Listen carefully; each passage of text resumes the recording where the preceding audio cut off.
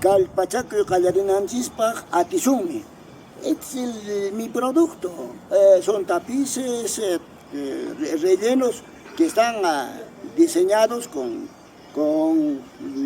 colores brillantes, naturales, y luego también nosotros tenemos las motivaciones que con plantas, después tenemos paisajes, ¿no? La flora y fauna, por supuesto que contiene, en ello nos representamos todas las costumbres, danzas de nuestra sociedad, de la región.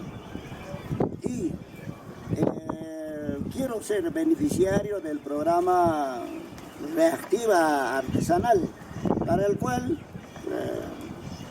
presento ya prácticamente mi taller desactivado, porque no tengo dinero con que supervivir, simplemente por falta de clientes que no llegan motivados por este COVID-19, no llegan compradores.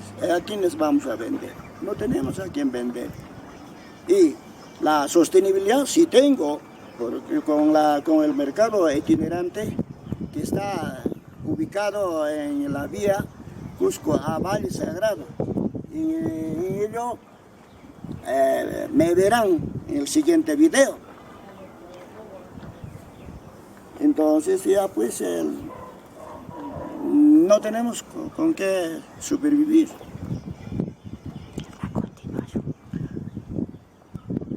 A continuación, sí, ya dije, ¿no?, que me van a ver en el mercado itinerante Valle Sagrado de los Incas, que está a 18 kilómetros de la ciudad del Cusco.